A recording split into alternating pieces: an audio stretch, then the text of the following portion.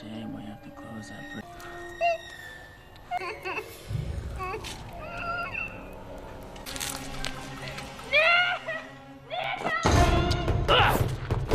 The story opens with a woman carefully preparing a facial mask made of wax. Just a few feet away, her young son is eating breakfast at the table. Suddenly, her husband walks in, dragging their other son, a boy with a dangerously aggressive temperament.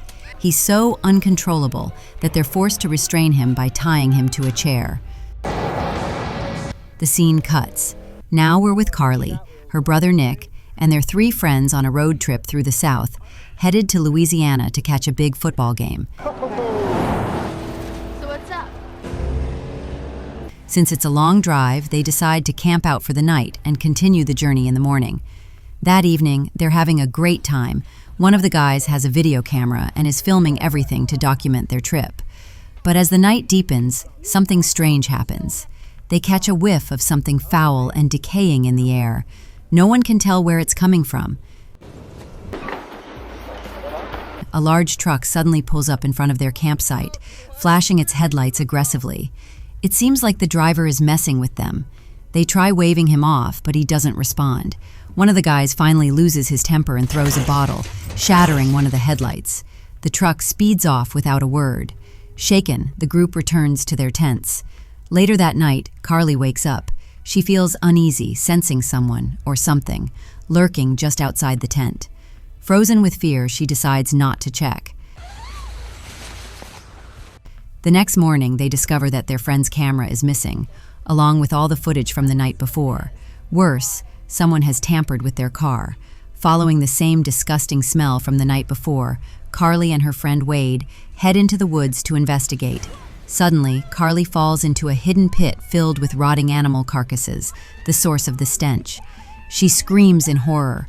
Wade rushes over and helps her climb out. Both are shaken. Just then, the man throws a dead deer into the pit. Carly, still rattled, tells him she saw what looked like a human hand in there. The man casually reaches down, picks it up, and says it's fake, just a prop. But something about him feels off.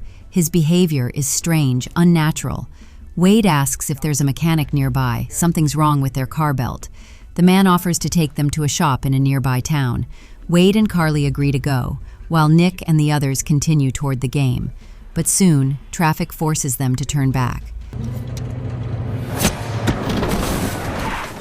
Carly and Wade arrive in a small, eerie town. It's practically deserted, eerily silent, like time stopped there long ago.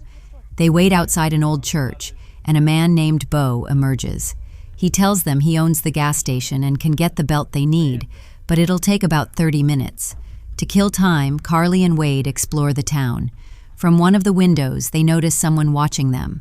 The whole place feels off. Carly gets a call from Nick, who tells her they're back near camp. She asks him to come pick them up from the town in half an hour. While walking, they come across a place called the House of Wax. It's marked closed, but Wade wants to check it out.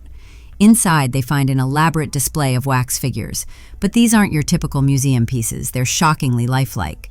Wade even sees a wax dog, but when he approaches, it suddenly barks. It's real. Carly begins to feel watched and grows uncomfortable. They leave, only to find that the town remains dead quiet.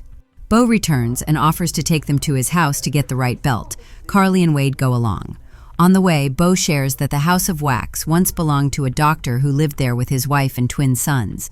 After the parents died, the boys were left to fend for themselves.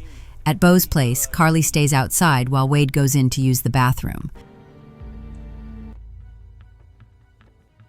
That's when Carly notices the truck with the broken headlight parked nearby.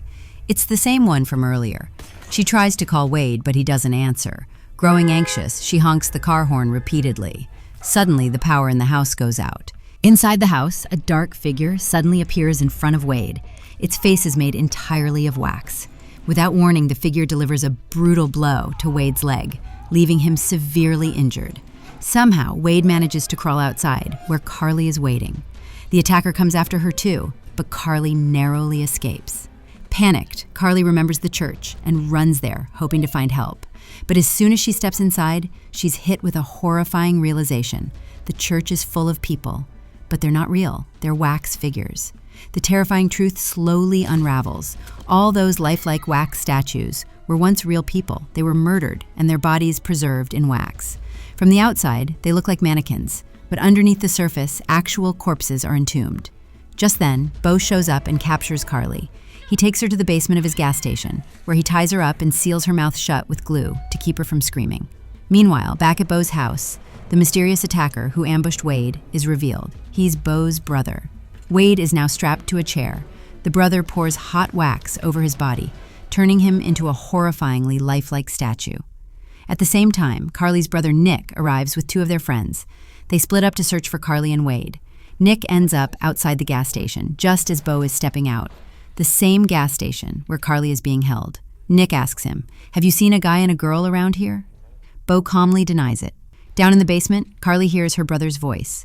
Desperate, she tries to break free. She pushes a finger through a crack beneath the basement door, hoping he'll notice. He doesn't. As he starts to walk away, Carly summons all her strength and painfully rips her glued lips apart, screaming his name. Nick hears her, rushes inside, and locks the gas station door behind him. He finds Carly in the basement and sets her free. When they come back out, Bo is nowhere to be seen. At this point, the truth behind the mysterious woman seen peeking through the window is revealed. She, too, is just a wax figure. A mechanism pulls back the curtain at intervals to give the illusion of movement. In reality, Bo and his brother are the only living souls in the entire town.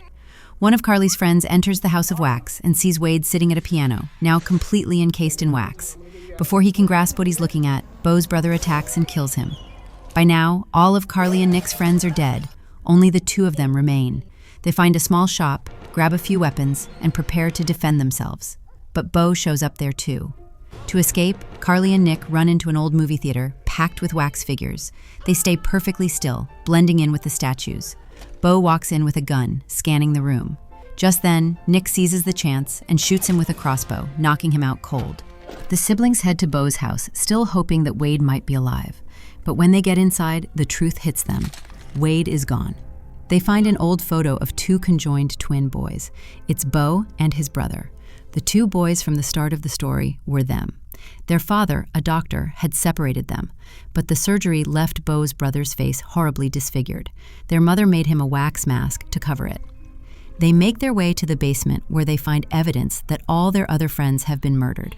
The basement also contains the town's main power controls. They switch the electricity back on. Bo, now conscious, realizes they're down there and heads home. Bo's brother attacks Nick in the basement. Thinking fast, Nick sets part of the room on fire to hold him off. The wax on his face keeps him from getting too close. Carly and Nick escape through a passageway that leads into the house of wax, which is connected to the main house. Bo follows them and brutally attacks Nick, leaving him badly hurt. The fire begins to spread into the house of wax and everything starts to melt. As Bo prepares to finish Nick off, Carly smashes him from behind, killing him. Then Bo's brother arrives and sees his twin's lifeless body.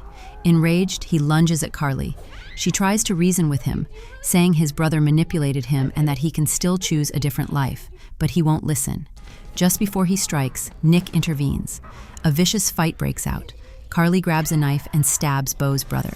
He stumbles and falls, right onto Bo's body. The two brothers lie side by side, reunited in death, just as they were born. The fire rages out of control. The entire house, made entirely of wax, begins to melt around them.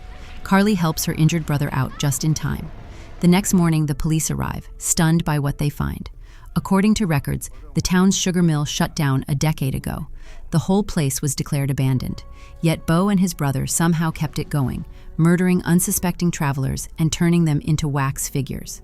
As Carly and Nick are taken away in an ambulance, they catch sight of a man they'd seen earlier in the woods. He was dumping a deer into a pit. Now he's watching them. He gives a friendly wave and smiles. There's no malice in his eyes, only an eerie calm. And that's when Carly and Nick realize Bo and his brother weren't alone. This man is their third brother. And with that haunting revelation, the story comes to an end.